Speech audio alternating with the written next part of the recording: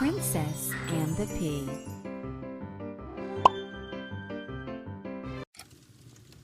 Many years ago, in a far land across the sea, there lived a gentle prince who was as handsome as can be. He had everything that he could want, a full and happy life. But there was one thing he wished for, to share it with a wife.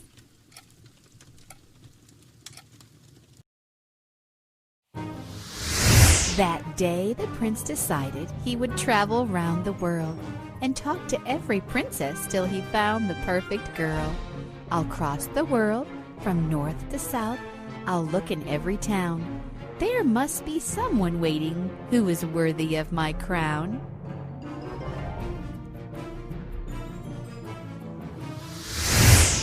The first princess he met had such a smile so gay and bright.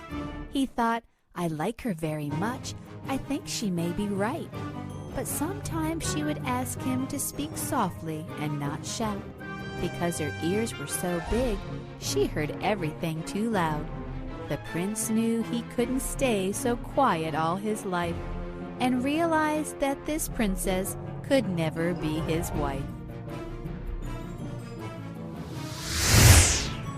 The second princess that he saw was pretty, kind, and sweet. He said, "This must be the best princess I will ever meet." But when he took a closer look, he frowned in great despair.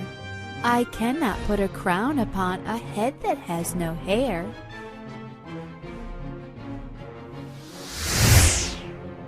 The third princess he met had flowing hair so long and pale that everywhere she walked, it trailed behind her like a tail. He thought, I like this princess. She is beautiful and fair. But whenever he came close to her, he stepped upon her hair.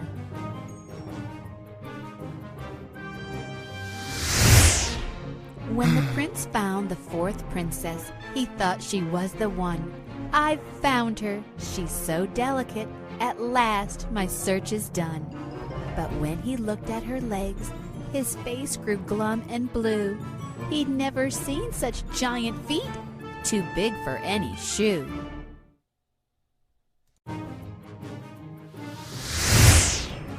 The prince continued searching high and low for his princess.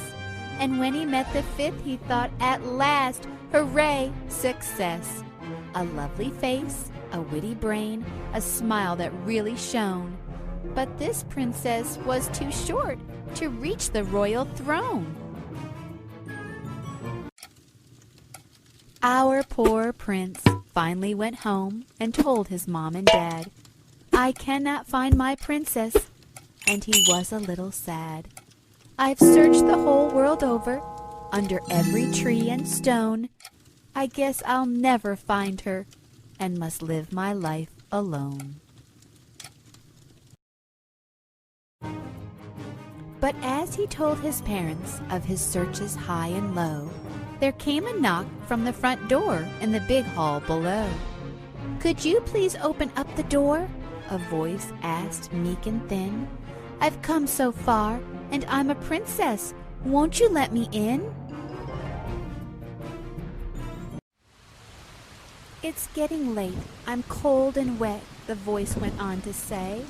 I'm tired and my kingdom is far. I've been outside all day. They opened up the gate and saw a girl in a simple dress, so they could not be sure she really was a true princess.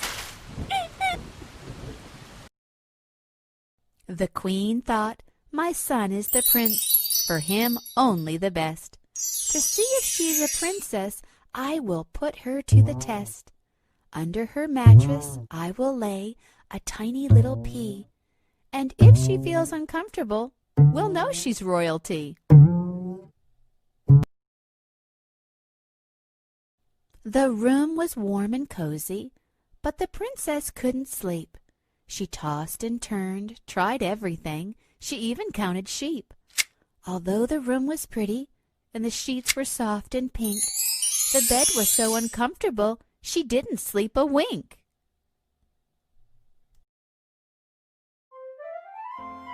The next morning, as the sun filled the room with light, the poor princess could barely move after her sleepless night.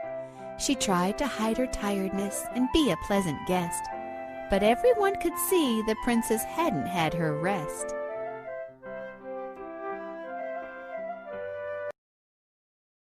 The princess tried to walk, but she could barely stand upright. Then suddenly the queen asked her, "My dear, how was your night?" She said, "The bed was full of lumps, I'm sorry to confess." The queen gave a big smile and said, "We've found a true princess."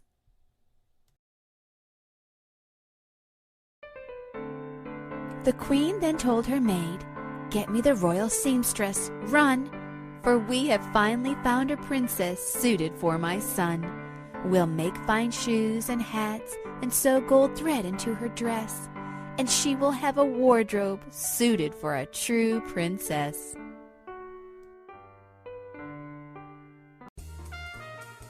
The princess wore her royal gown to lunch that very day, and when the prince laid eyes on her, he loved her right away. Tap the recording button beside me to He record asked my her, voice. "Will you marry me?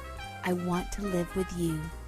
She smiled and said, "My darling prince, of course I will. I do."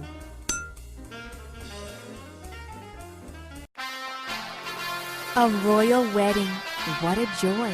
Excitement filled the air. The castle was abuzz, and guests came in from everywhere. The whole kingdom rejoiced in celebration noon to night. The prince and princess filled the hall with laughter gay and bright.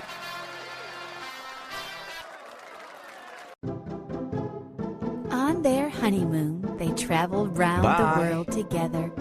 The prince said, Bye-bye. "Traveling with my lovely wife is so much better." Where are they now? What happened next? Do you think you can guess? They lived happily ever after, the prince and the princess. The end. The Princess and the Pea.